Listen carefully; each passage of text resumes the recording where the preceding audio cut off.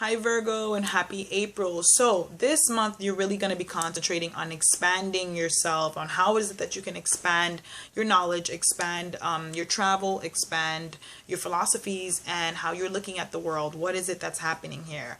Mercury is going to go retrograde. Mercury is your ruling planet, and every time Mercury goes retrograde, this is all about you. What are you doing, Virgo, and how is it that you can reflect, rethink, reanalyze, and revise things? It's going to go retrograde in your ninth house on at the end of the month. But at the beginning of the month, we start off with Venus going into your eighth, really kind of bringing a lot more attraction into your dealings with sexuality, your partner's money, any financial alignment that you may have, any type of relationship with banks, any debts, any taxes, anything of that nature, and your how you deal with control. How is your relationship with control? So Venus is here.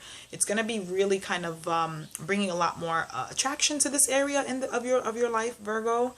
And then your ruling planet is going to move into your ninth house on the 5th as well. So you're going to want to communicate more about really expanding yourself, really learning more, really trying to figure out things. And because maybe you might not have the answers, you might go research a lot more things. You might be more interested in going back to school, or talking about going back to school, or getting a higher education for yourself, if some of you guys are interested in that.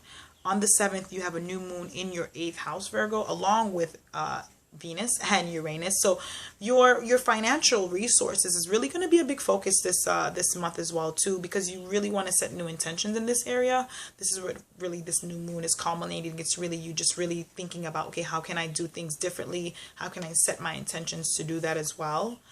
And on the 17th, Mars is going to retrograde in your 4th house of home. So if there's been any situations going on at home with Virgos, with your domestic life, with your mother, with your family of origin, with your roots and your past, maybe you've been thinking about your past a lot and how it's probably affecting everything that's probably going on right now with Mars going retrograde in your 4th house, Virgo.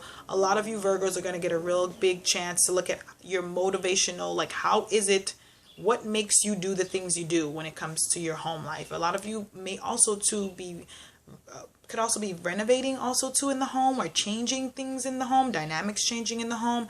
There could have also been a lot of anger or aggression in the home as well here. But with it retrograding, you're really going to be looking at how you externalize that aggressive energy at the home. How are you using your physical energy at home, and how can it help? How can you really like rethink about those things? How can you use your energy, that energy, to be a little bit more effective in helping you with things instead of hindering things as well? So Mars is going to be retrograding here for a couple of months. So you'll have a really good, it's going to retrograde here for a couple more weeks, and then it's going to move into your 3rd house. But for now, Mars is going to be in your 4th house of home. So this is going to be the focus for right now for this month. So this is what we're going to focus on this month, Virgo.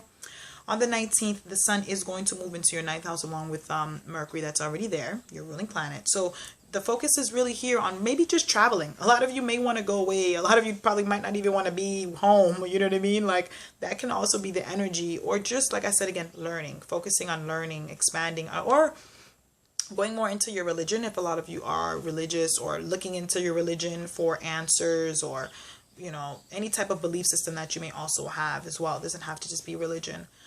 On the 22nd, you will have a full moon in your 3rd house of communication.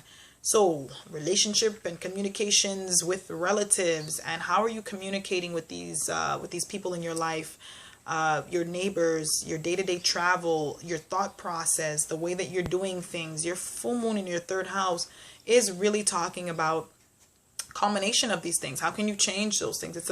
It's a real public moon, so it's really going to be emotionally your emotional energy is going to really be here on your relatives and your day-to-day, how you're spending your efforts on certain things, and how can you communicate better on certain things as well in this area for you, Virgo.